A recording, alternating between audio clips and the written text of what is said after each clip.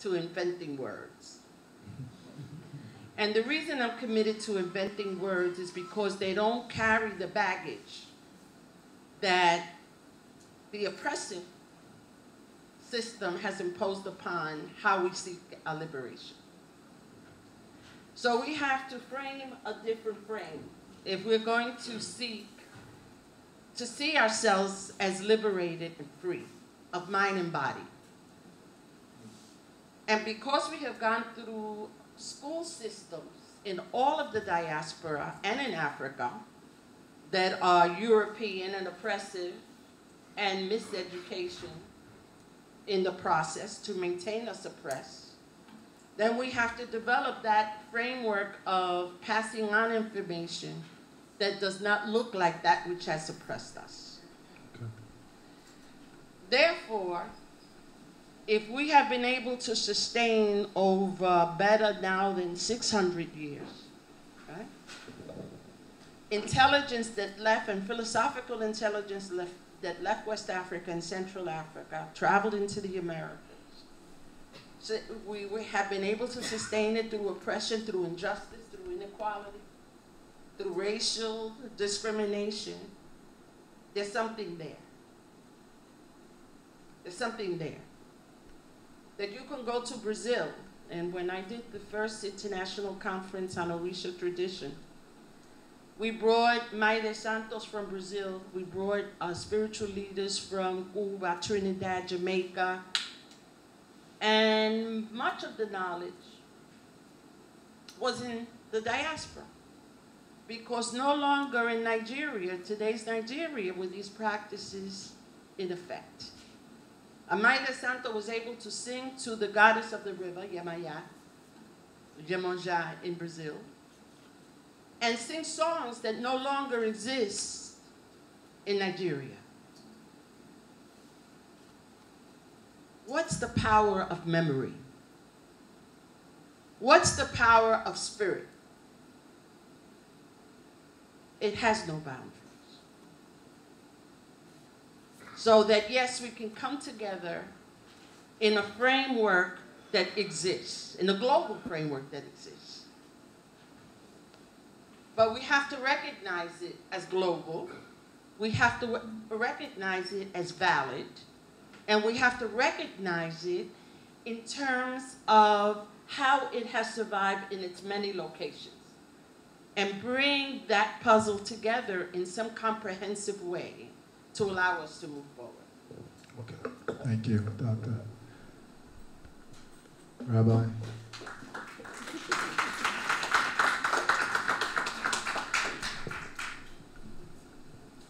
Yes, thank you. First and foremost, I'd like to give all honor, praise, and glory to the Supreme Creator of the universe, the one by whom we live, move, and have our being, and to the spirit of our great African ancestors, upon whose shoulders we stand. I would like to go back to the question of reconciliation, assimilation, rejection.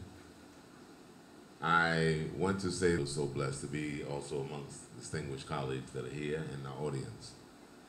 This whole issue that we as African people have had to deal with for some centuries now, in terms of spirituality and religion, and they are two different things, and I'm glad that we're separating them today, because sometimes it confuses us, is that we have to first accept, as has been mentioned by my two colleagues that spoke earlier, the aggressive onslaught against African tradition and culture that religion has played coming from the West.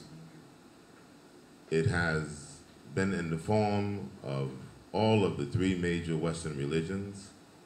Christianity, Judaism, and Islam have played their role in trying to annihilate the collective memory of African spiritual practices. If we don't accept that fact, we can't really have a meaningful discussion on how we repair and how we reclaim.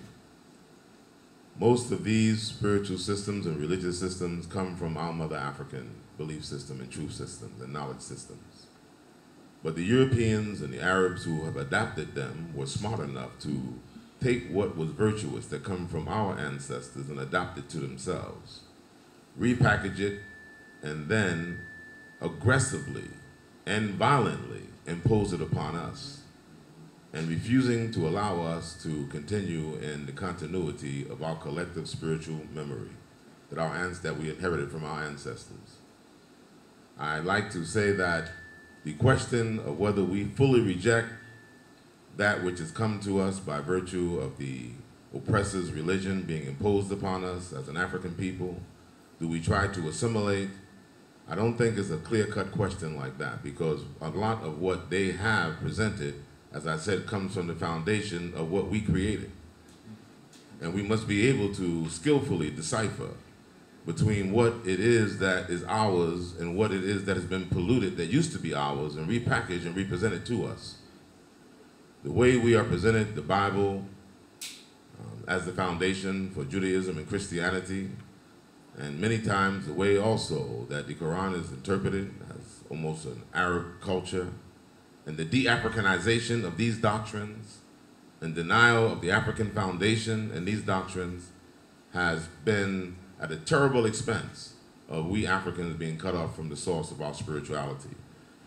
Being here in Ghana for the past 23 years and celebrating my 30th year being in Ghana, I've had a lot of experience with bringing a lot of different groups through the forts and dungeons. And we know they're called castles, but I don't like that term, so I'll say fort. The doors of no return that we go through, often we tell a narrative that many of our ancestors were taken through these doors, and when we say it like it's just representing the physical structures of human beings being transported from this mother continent, Africa, to the diaspora. And I'm always quick to say that it wasn't just the physical bodies, the millions of bodies that were abused and that were ripped out of Mother Africa and taken from here, but literally, as was mentioned by Dr. Vega, the collective spiritual memory of our ancestors went with us. Many of the gods and the forces and the spirits and the powers that were on this continent traveled with us, because there was no way that the Africans in the diaspora, with the diabolical treatment and the evil and wicked-mindedness of the system and what it did to try to de-Africanize the African in order to subject us, because you can't subject a human being until you take his humanity out of him. And our humanity is embodied in our culture. And the African culture is based in spirituality. There's no way you can separate the African from his spirituality and dissect it as if it belongs in different sections of our society. It's all a part of our society. And it's part of what confused the Europeans when they came to Africa and didn't recognize the physical embodiment of buildings and churches and looking for the presence of God and not realizing God was present in us and everything that we did, in every aspect of our life. So we have to be able to look at the fact that those gods never abandon us. Where we lost touch is where we abandoned them. And the system was not easy to hold on to that belief systems because, as I said, you didn't have choices. The removing of the name was a part of taking away part of our spirituality, because again, our humanity, our spirituality is in our culture, not separated from it. So it's not by accident that the African taken abroad, the African at home, the name was important to remove, because that begins to creep away at the identity. And again, in the identity is the spirituality. So when we say, oh, you must have your Christian name, there's a subliminal message that you have to be made proper in the eyes of God, you have to become civilized, you have to become normalized. We are made to feel that we're not human. And this is part of a religious, aggressive attack on the African culture. So I take my chance of commenting on that to say it's really the recovery of our mind, the recovery of our soul and spirit is about finding our center again as an African people. And unfortunately, many of the religions that we've come in contact with have basically been introduced to us at the expense of surrendering your African self. To think that I grew up in the US, and I remember as a child that one of the things that we loved best in agitating the law was bringing out the drum into the playgrounds and the parks and playing the drum. And we felt we were effective when the police came to stop us. And there was something about that, breaking the law by playing the drum, that made us know we were on the right track. There was something about being in those same playgrounds when we first, you know, learned to take a sip of wine. You know, that wasn't at the table with your parents. This is when we were in the playground still. But we had to remember the boys upstate, and we pour something on the ground before we really knew what the formality of libation was. Yeah. There was something about the instinctiveness of the spirituality in our soul and our spirit that kept us going in spite of the fact that we have been trained in new foreign religions. But I would like to say, as a Hebrew, having accepted that discipline, to find my path back to the center, it's not Jewish, let me make that clarity. It's not Jewish and not following Judaism. I found that with the proper perspective, I was able to see, understand, and decipher the spirituality and the African foundation of the Torah and all of the Holy Script that we see. But like we as human beings and as Africans were going through a process of being de-Africanized, so have these Holy Scriptures. The Africanness and the foundation and the cornerstone of the African belief system is at the foundation of these scriptures, but that's not the way it's presented. So we can go throughout Ghana and many places of Africa and see all of these Obruni and white Jesus pictures around. You see all of these wonderful theologians who have their own picture on posters now with a white man saying that God is on my side. That's the suggestion. Not even that it's just Jesus. And I'm not speaking about this from castigating any religion, but I'm talking about the after effect of this tremendous brainwashing that we underwent to de-Africanize ourselves as a people, to take away the value and the pride that we have in ourselves, that look at the effect right here, 2017, as we travel around. When I came to Ghana in 1987, I didn't see all of that as much as I see it today in 2017. So we must look at the whole idea of recovering our African memory, our African self, our African spirituality, and let that be the center whereby we remake ourselves in our own image and our own likeness and have no apology to nobody for doing that. Oh. Culture is not static. It's electric, it's alive. We don't stay fixed in one position. We borrow from everybody. So we should not apologize for saying we have to remake ourselves over as African people again, based upon the center of our own reality and our own experience with all that we have gathered and collected from all of the exposure and different belief systems and knowledge systems that we've come in contact over the last 400 years. Thank you, Rabbi.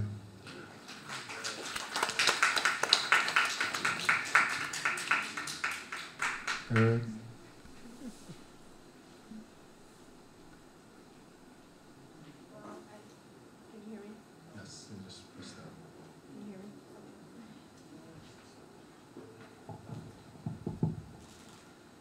Well, I wouldn't dare try to compete with the esteemed scholars that sit on this panel.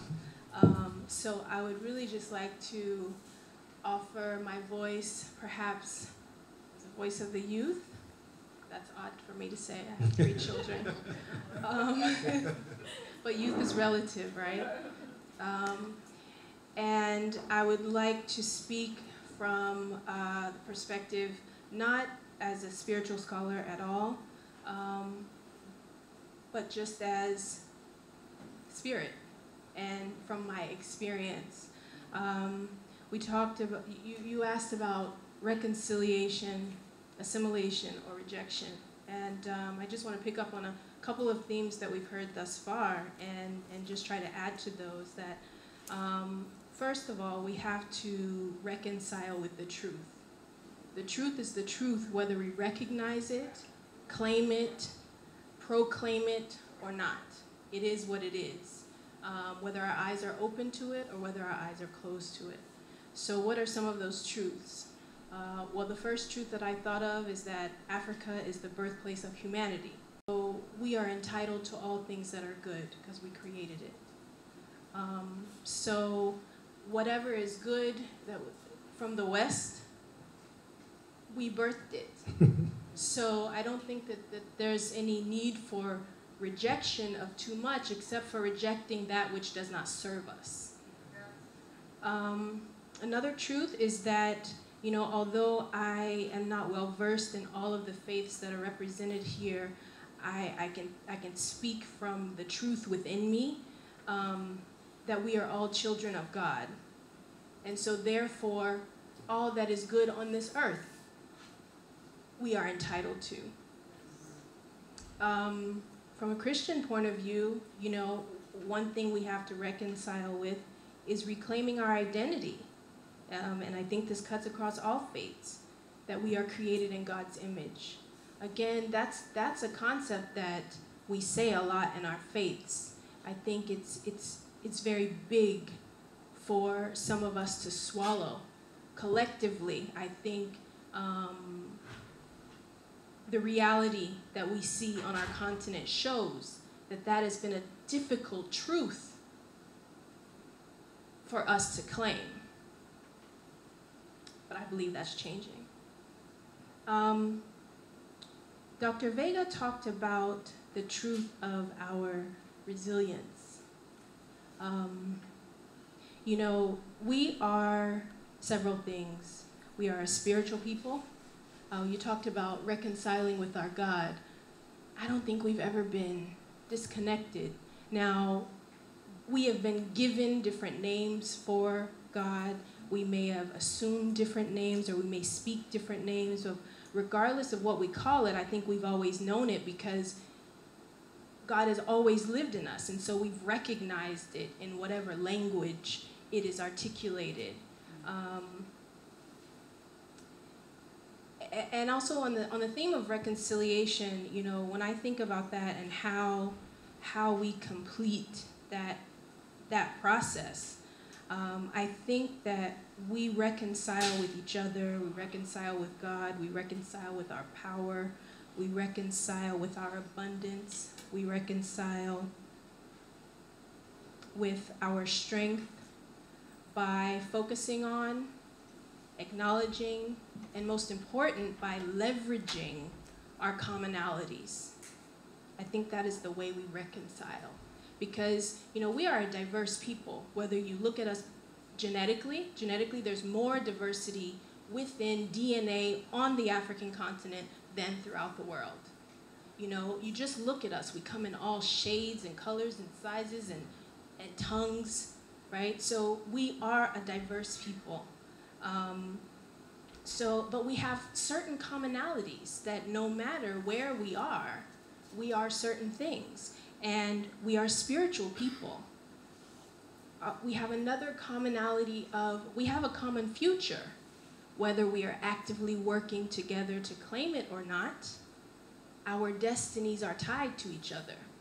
And that's power when we use it. That's power when we use it. We also have common threats.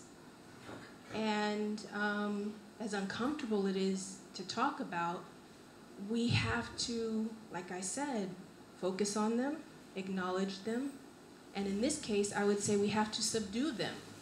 You know, just to go over a couple of those common threats.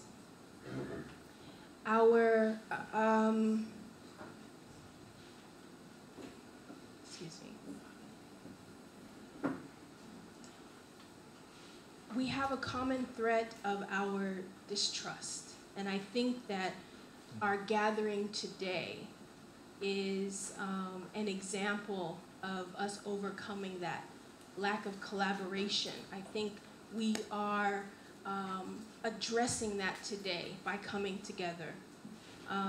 We have a common threat of poverty. Poverty threatens our future. Poverty threatens our survival. And I think that we will reconcile all that we are by coming together to subdue that, because we are an abundant people. We are an abundant people. We've given birth to the entire planet. So we own everything that is good. I'm rambling just because, like I said, I'm picking up on a few of the ideas that I heard. We need to leverage our resilience.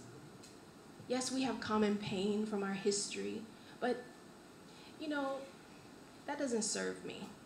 It doesn't serve you either, unless you're able to use that pain and channel it into something more powerful. But our resilience, on the other hand, you know, I went through one of the dungeons when I first came 10 years ago, and a young woman said something to me that offended me so deeply. She said, "You're lucky you were a slave." Wow. And on so many levels, first of all, I was never a slave. My ancestors were never slaves. We all know that we might have been enslaved, but we were not slaves. But over the years, I heard that statement rings in my head, and over time, I become less offended. And I'm like, actually, you're right. And the reason is the resilience. After all that we've been through, I come from a lineage that survived.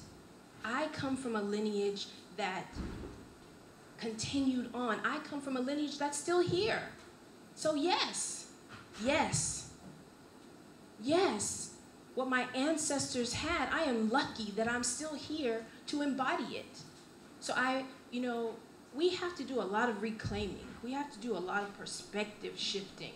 There's a lot of things that we can say about ourselves that can diminish us, but if you just turn it, you can find power in it. And so the last thing that I want to say is, the theme of name keeps coming up, and I hope this encourages you. My last name was Ransom because a man named John Ransom owned my ancestors in Oklahoma. And for a long time, I wanted to change that name. But again, over time, I started to receive power from it. Ransom, of all things, ransom. The price had been paid for me to be here. Yes. Oh no, I'm not changing my name. Ransom, because it's power.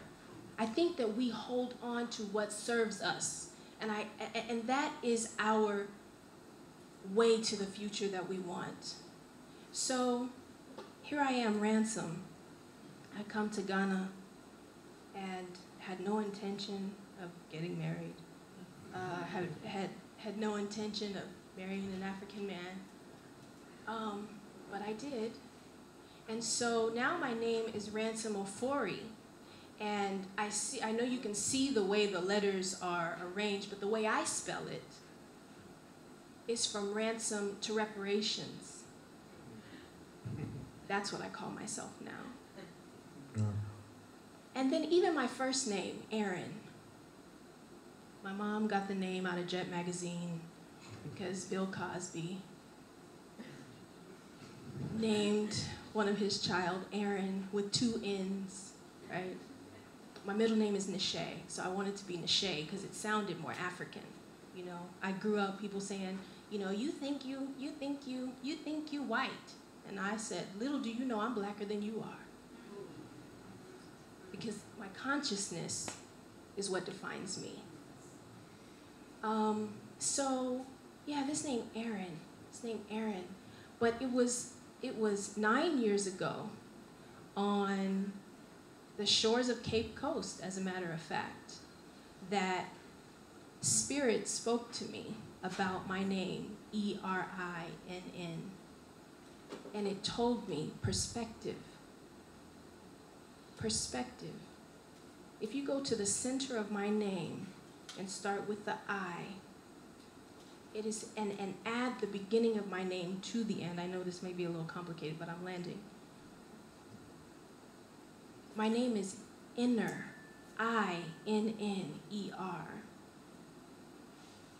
So the truth for us is written all over us despite. So you have to find some power in Gilbert because it's there. because we are powerful no matter what. No matter what comes upon us, no matter how much there's been attempts to subdue us, the power is there. It's just perspective. It's just perspective. And it's just knowing what we are, whether we want to be or not, whether we know it or not, whether our parents taught us or not, whether the school teaches us or not, it does not change the truth. And so, I mean, even from that, I take the power of Nomo. You know, it's just everywhere. We are an abundant people. The answers are all around us. We drip with the answers. So I think just to close, my point here is really that, you know, reconciling is really just about reconciling and learning more deeply and claiming more deeply and sincerely our truth. All right. Thank you, Aaron. Daddy Bosco. Yeah, well, I agree everybody here. I bring greetings from the Rastafari Council of Ghana. I'm particularly excited about today having people of all shades of religious or spiritual belief gathered together in one room. At the end of the day, like Osajifo Dr. Kwame Nkrumah said, it's important we find African solutions to the problems plaguing us. So whether you believe in Islam, or you believe in Christianity, or you're a traditional African person, at the end of the day, whatever we agree on should be premised on an African situation. Reconciliation or reconstruction. If you listen to the last speaker, there's a huge need for reconciliation between the peoples who were left on the continent and the peoples who were taken abroad. Because that is one of the hinges on which we can move. If there's mutual suspicion as it exists right now, reconciliation will be a word we need to use to get to the African reconstruction. So for me, first thing is we need to appreciate our basic differences, because there are differences between the people on the continent and the people in the diaspora. And it is when we behave as ostriches and we pretend there are no differences between the two peoples that we can never even achieve the reconciliation. If you look at Rastafari starts with a statement which said, look to Africa for the crowning of a black king. And when the black king is crowned, it will signify a new era. So if you're looking to Africa and you're a Christian, well-heeled in the doctrines of so-called Christianity, how would you view pouring of libation? However, like my big brother Rabbi said, the tenets of Judeo-Christianity, etc., are all African. So if you dig into your book, you realize that some of the first people who poured libations were patriarchs like Jacob. When he slept and he had a vision, and he woke up, he poured oil on the stone. When David said, I thirst for the water of Bethlehem, and his general said, we have to satisfy the desires of the king. So they crossed Philistine lines, and they went to Bethlehem and they brought water. What did David say? He said, I can't drink this water because this water is gotten of the blood of people. What did he do with the water? He poured libation. So what I'm saying is, as we're talking reconciliation, etc., we need to appreciate that the traditions of our people are fundamental to whether you be a Christian, whether you be a Muslim, whatever you be. And that should be some of the basic things we appreciate. Then we can move on. Otherwise, what will happen is we will refuse to sing